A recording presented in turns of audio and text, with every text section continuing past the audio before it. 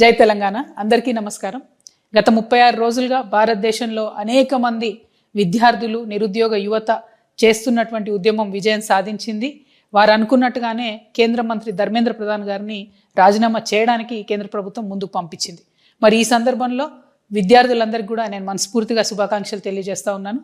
ఇది 100% విద్యార్థుల విజయంగా తెలంగాణ రక్షణ సేన భావిస్తూ ఉంది.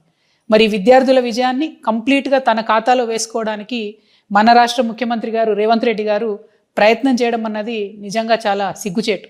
నిన్న సాయంత్రం హైదరాబాద్లో దాదాపుగా 3-4 గంటలు కొవ్వొత్తులు పట్టుకొని కాంగ్రెస్ పార్టీ శ్రేణులంతా కూడా నగర వీధుల్లో ఊరేగడం అన్నది చాలా సిగ్గుపడాల్సిన విషయం. ఎందుకంటే కేంద్ర ప్రభుత్వాన్ని ప్రశ్నించినటువంటి విద్యార్థులు తమనెక్కడ ప్రశ్నిస్తారో అనే భయంతోనే, తమ ఫెయిల్యూర్స్ని ఎక్కడ ఎక్స్పోజ్ చేస్తారనే భయంతోనే ముందుగానే ముఖ్యమంత్రి గారు బయటకు వచ్చి యూత్నంతా నేను ఎంకరేజ్ చేస్తున్నాను, 21 ఇయర్సే మీరు పార్లమెంట్లో ఉండాలని చెప్తున్నారు. సంతోషం, మంచిదే. ఎట్లుందంటే ఇది కాంగ్రెస్ పార్టీ పరిస్థితి, 1000 ఎలుకలు తిన్న పిల్లేట కాశీయాత్ర పోయిందట. అట్లా ఇన్ని సంవత్సరాలకి అనేక సందర్భాల్లో విద్యార్థులను యువతను మోసం చేసినటువంటి ముఖ్యమంత్రి గారికి 21 ఇయర్స్లో యువత పార్లమెంట్కి పోవాలన్నటువంటి జ్ఞానోదయం ఇవ్వడం అన్నది చాలా సంతోషం. కానీ మీ మీద నమ్మకం లేదు. మీరు ఏ బిల్లు అసెంబ్లీలో పెట్టినా దాన్ని పాస్ కాకుండా కేంద్రంతో లాలూచిపడి ఆపుతున్న విషయం ఈ రాష్ట్రంలో బీసీ ప్రజలకు బాగా తెలుసు. ఈ రాష్ట్రంలోని ప్రజలందరికీ కూడా ఆ విషయం బాగా తెలుసు. సో మీరు 21 ఇయర్స్ బిల్లు పెడతామంటే నమ్మడానికి ఎవరు లేరు.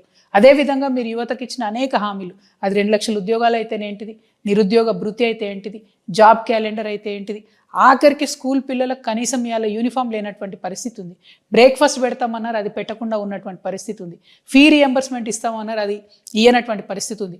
పెద్ద అట్టహాసంగా ఉస్మానియా యూనివర్సిటీకి పోయి 1000 కోట్లు ఇస్తామని ప్రకటించి ఇప్పటివరకు ₹1 ఇవ్వనటువంటి చరిత్ర కాంగ్రెస్ పార్టీ చరిత్ర, రేవంత్ రెడ్డి గారి చరిత్ర. అవన్నీ పక్కకు పోయేటట్టుగా కొవ్వొత్తులు పట్టుకొని కాంగ్రెస్ పార్టీ నాయకులంతా కూడా నగర నడివీధుల్లో ఊరేగితే ప్రజలు నమ్మరు. తెలంగాణ ప్రజలు చాలా విఘ్నులు.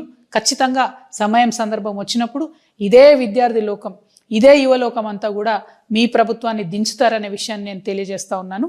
Thank you. జై తెలంగాణ.